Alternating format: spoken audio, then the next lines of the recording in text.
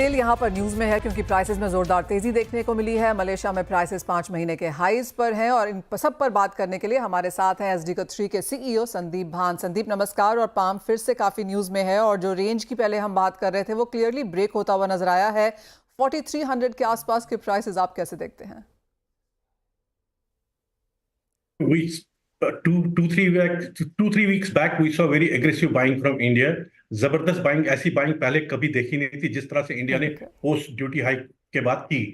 After India ने buying करी तो then China came into the market, Chinese funds came into the market, and then we had a geopolitical crisis and then ringgit also weakened a lot. उसके चलते चलते बड़ी heavy demand आई और palm ने क्या किया, palm decoupled itself from the soft oils, palm went on its own way. और ये चलते चलते आज 4300 की जो बात कर रहे हैं आप, वो फ्यूचर्स मार्केट में है। फिजिकल मार्केट में आज अगर आप मलेशिया में ऑयल लेने जाएंगे तो it's somewhere around 4420 to 4430, so it's getting into a range of 4300 to 4500 for the nearby period. किस तरह के नंबर्स एज ऑफ नाउ हम प्रोडक्शन के लिहाज से मलेशिया में देख रहे हैं, क्योंकि काफी हद तक उनकी वजह से भी यहाँ पर प्राइसेस है और जैसे आपने कहा एक्सपोर्ट के नंबर्स काफी बुलिश थे। Exports is going very well. Export के नंबर अभी भी कंटिन्यूअसली आ रहे हैं, अभी फर्स्ट 15 डेज के नंबर्स भी बड़े पॉजिटिव आए। In terms of production we have already started into a declining phase now. अब नेक्स्ट 6 मंथ्स में we will only go down in production months.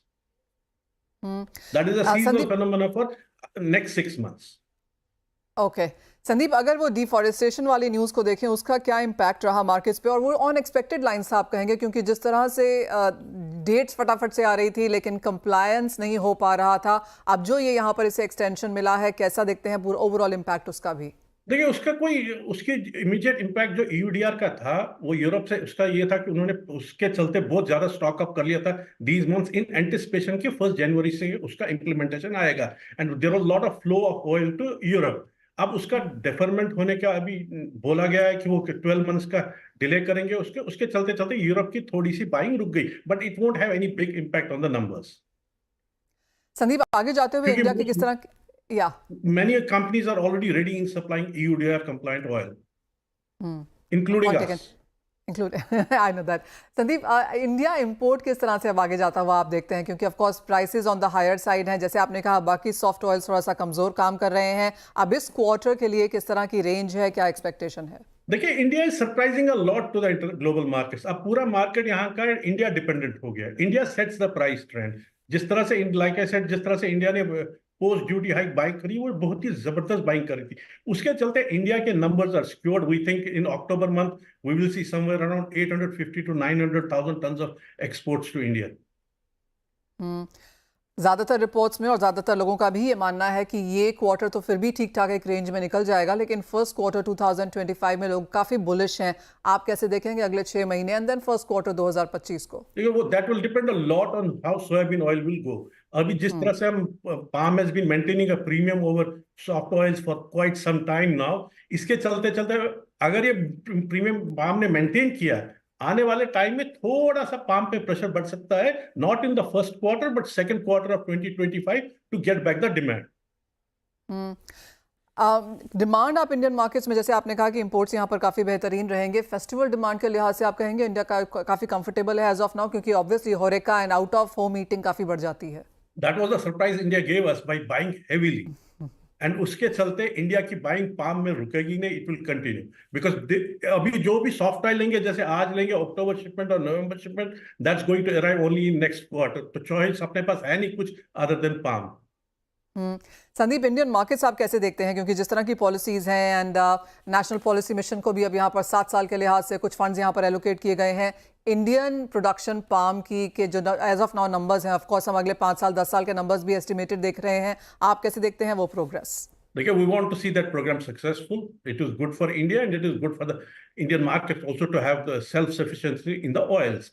आने वाले टाइम में जैसे टारगेट इंडिया ने दिया है कि 1 मिलियन टन का ऑयल प्रोड्यूस करना है, hopefully that gets through. But उतनी ही डिमांड बढ़ती जाएगी, सो इंपोर्ट्स पे उसका असर थोड़ा कम ही रहेगा, क्योंकि इंडियन कंजम्पशन इज ग्रोइंग।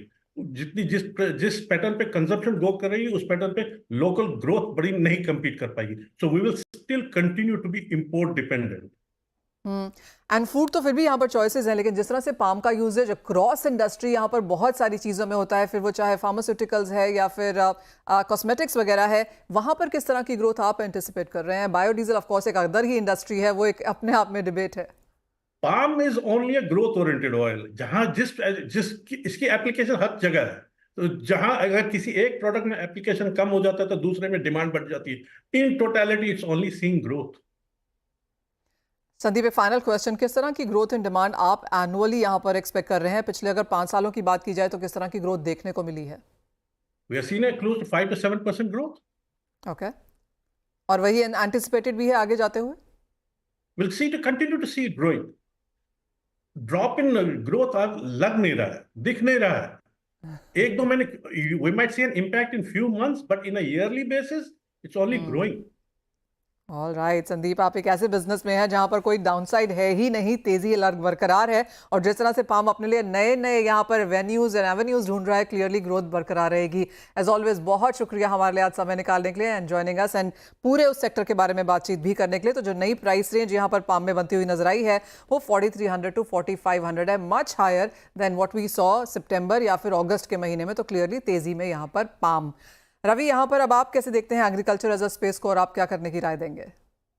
जब से मीन्स के एक palm oil industry, edible oil industry में एक रहा था कि पहले जो अलग अलग एडिबल ऑयल के प्राइसेस में वेरिएंस बहुत था। सबसे नीचे सनफ्लावर ऑयल, उसके ऊपर पाम ऑयल, उसके ऊपर सोया ऑयल, ऐसे मीन्स के और दोनों के बिटवीन डिफरेंसेस भी काफी थे। अभी वो काफी क्लोज हो चुका है। अभी जितने पाम मीन्स के एडिबल ऑयल अवेलेबल है वो 1215 से लेके 1250 यही रेंज में सारे एडिबल ऑयल आ चुके हैं। मीन्स के जो डिफरेंस था बिटवीन का वो काफी हद तक नीचे आ चुका है, क्योंकि आप राइटली पॉइंट आउट कर रहे थे कि पाम ऑयल की जो डिमांड है अलग अलग इंडस्ट्री से काफी अच्छी आ रही है। जिस हिसाब से पाम ऑयल है वो जो डिस्काउंट चल रहा था अदर एडिबल ऑयल के, वो एट पार हो चुका है। तो आई थिंक ये भी एक बेटर चीज है। ऑल ओवर मीन्स के ये जो इंडिया की डिमांड खत्म होगी उसके बाद चाइना की भी फिजिकल बाइंग चालू होगी, क्योंकि चाइना लूनार के पहले नवंबर से अपनी बाइंग चालू करता है। तो आई थिंक लग रहा है कि जब इंडिया का बाइंग का थोड़ा डिम नीचे आएगा तब चाइना उसको रिप्लेस कर सकता है। ऑल ओवर एग्रीकल्चर पैक से लग रहा है कि आज मीन्स के ट्रैक्शन वहां भी है, थोड़ा सपोर्ट है। एंड आई थिंक मुझे लग रहा है कि cotton complex due to Chinese series of major, मुझे लग रहा है कि वहां पे ट्रैक्शन फिर से आना चाहिए। और इतना मीन्स के जो क्रॉप की एक्सपेक्टेशंस थी इतना ज्यादा आया नहीं है। तो मुझे लग रहा है कि कॉटन कॉम्प्लेक्स पे फोकस करें। वहां कपास खली के जो दिसंबर कॉन्ट्रैक्ट है वो बाय कर सकते हैं आप। एक सप्ताह के लिए बाय करें 2940 के करीब। 2900 का स्टॉप लॉस लगा और 3050 तक के लेवल की उम्मीद करनी चाहिए। और जो सेकंड रिकमेंडेशन है वो मेरी रहेगी धनिया पे।